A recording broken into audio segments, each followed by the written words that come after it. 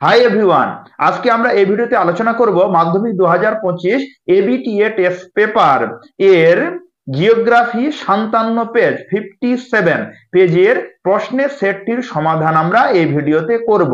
তাই তোমরা ভিডিওটা প্রথম থেকে সম্পূর্ণ দেখো আর ওই প্রশ্নের উত্তর তোমরা নিজের খাতায় লিখে নাও। তাহলে আমরা কথা না বাড়িয়ে এবার চালু করি। লবণযুক্ত শিলাস্তরের ওপর নদীর প্রধান ক্ষয় প্রক্রিয়াটি হলো, এটার উত্তর হবে অপশন গ। 2 নাম্বার উত্তর হবে অপশন খ।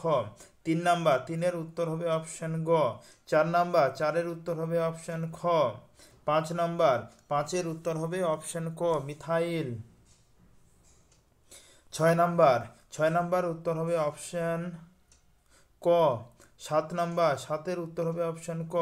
8-এর উত্তর হবে অপশন গ। 9-এর উত্তর হবে অপশন গ। 10 হলো গ। 11 উত্তর হবে অপশন ঘ। 12 নাম্বার বল ইউফেল পোকার আক্রমণ ঘটে কার্পাস চাষে অপশন খ। 13 নাম্বার 13-এর উত্তর হবে অপশন ঘ। 14 নাম্বার 14-এর উত্তর হবে অপশন এস ও আই অপশন খ। এবার আমরা শুদ্ধ আর অশুদ্ধ প্রশ্নের সমাধান করব। প্রথম প্রশ্ন শুদ্ধ কি বলেছে, শুদ্ধ অশুদ্ধ।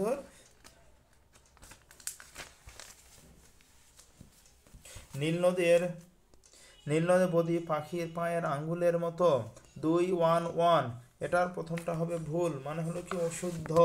ক্লিয়ার? আচ্ছা, এবার তারপরেরটা আমি বলছি ভালো করে তোমরা।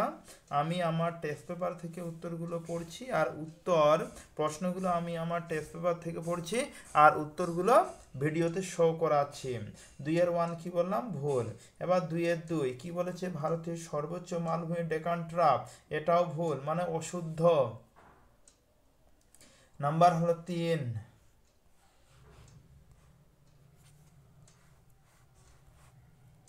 3 নাম্বার হবে ভুল। 4 নাম্বার 4ও ভুল। 5 নাম্বার হবে ঠিক। 6 নাম্বার হবে ঠিক। 7 নাম্বার হবে ভুল। এবার আমরা 3-এর 1 কি 3-এর 1 সাথে বললাম 3-এর 1 প্রশ্নের সমাধান করব। মেরু প্রভা কি? 3-এর 1 হলো মেরু প্রভা কি? মেরু প্রভা হলো এমন এক ধরনের শীতল মরুভূমি যা পৃথিবীর মেরু অঞ্চলে পাওয়া যায়।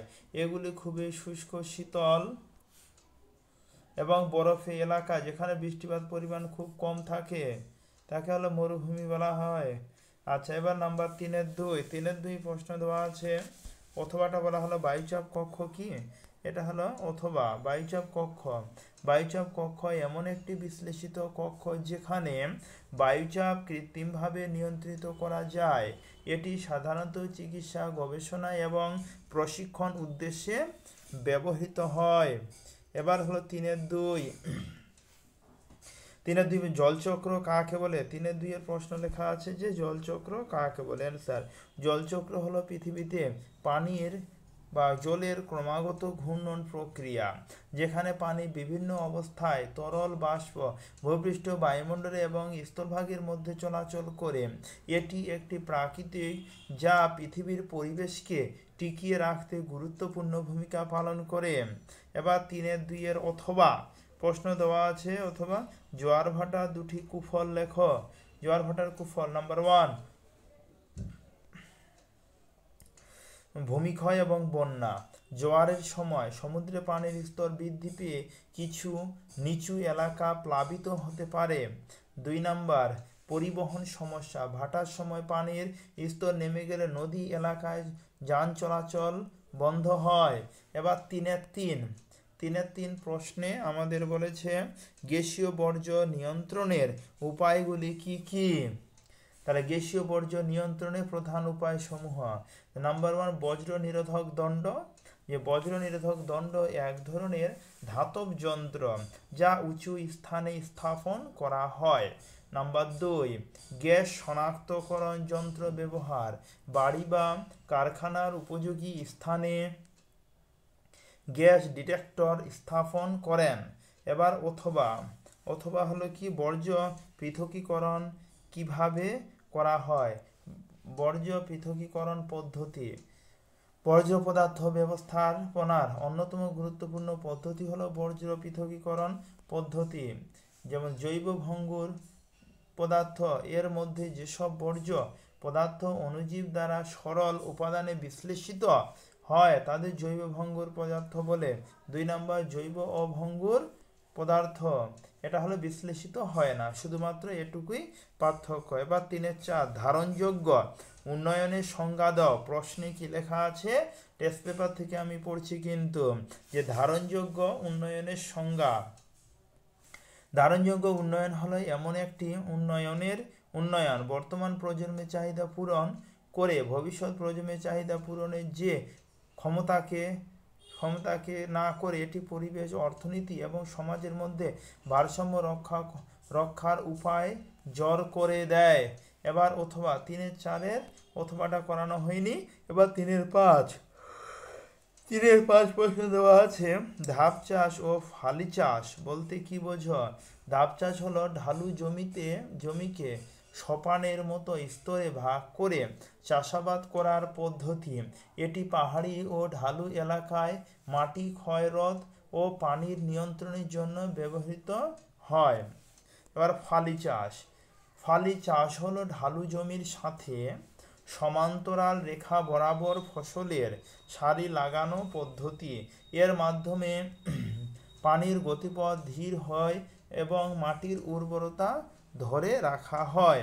এবার অথবা কি বলেছে, 3-5 অথবা বলছি, ভারতের কৃষ্ণ মৃত্তিকার 2টি বৈশিষ্ট্য লেখ। তাহলে ভারতের কৃষ্ণ মৃত্তিকার 2টি বৈশিষ্ট্য, নাম্বার 1 হলো উর্বরতা, নাম্বার 2 হলো জল ধারণ ক্ষমতা। এবার আমরা 3-6 নম্বর প্রশ্নের সমাধান করব। প্রশ্নে দেওয়া আছে উপগ্রহ চিত্রের সংজ্ঞা দাও। তাহলে উপগ্রহ চিত্র, পৃথিবীর চারিদিকে পরিক্রমণকারী কৃত্রিম উপগ্রহ থেকে ক্যামেরার সাহায্যে বিভিন্ন অংশের যে চিত্র সংগ্রহীত হয় তাকে বলা হয় উপগ্রহ চিত্র। অথবা প্রশ্ন দেওয়া আছে বেঞ্চমার্ক বলতে কি বোঝো? বেঞ্চমার্ক অথবা 3-6 অথবা কিন্তু বলছি যে বেঞ্চমার্ক বলতে কি বোঝো? অ্যান্সার, বেঞ্চমার্ক বলতে কোনো কাজ মূল্যায়নের জন্য নির্ধারিত একটি মান বোঝায় যা তুলনার ভিত্তিতে হিসাবে ব্যবহৃত হয়। এবার 4-1 প্রশ্ন করবে, ইয়ারদাং ও জিউগেনের মধ্যে পার্থক্য লেখো। তাহলে 4-1 প্রশ্নের পার্থক্য আমি এখানে তুলে ধরেছি, তোমরা দেখে দেখে লিখে নাও। 4-1 অথবা রসে মোতানে আর ড্রামলিনের পার্থক্য সেমভাবে তুলে ধরা হয়েছে, তোমরা দেখে দেখে লিখে নাও। 4-1 অথবা এটা উত্তর। এবার 2-31 মানে 2-3-1 যেটা প্রথমে আমি বাদ দিয়েছিলাম, যে 2-3-1 ক্লিয়ার, যে ভারতের বৃহত্তম নদী দ্বীপটির নাম কি? মানে আমি আগে বললাম যে কিছু প্রশ্ন এখানে উলট পালট করা হয়েছে, তোমরা তোমাদের খাতায় লিখে নাও, নাম্বার দেখে তোমরা কিন্তু বুঝে যাবে। যেমন এটা 2-3-1, এটা প্রথমে আমরা করা উচিত ছিল কিন্তু পরে আমি করলাম। 2-3-1 এটা উত্তর হবে মাজুলি। এবার 2-3-2 প্রশ্ন দেওয়া আছে, 2-3-2 বায়ুর সঞ্চয় কাজের ফলে গঠিত 2টি ভূমিরূপের নাম। অ্যান্সার হবে ডুন আর ল্যাস। এবার 2-3-3 প্রশ্ন, দুন উপত্যকা কাকে বলে? দুন উপত্যকা হলো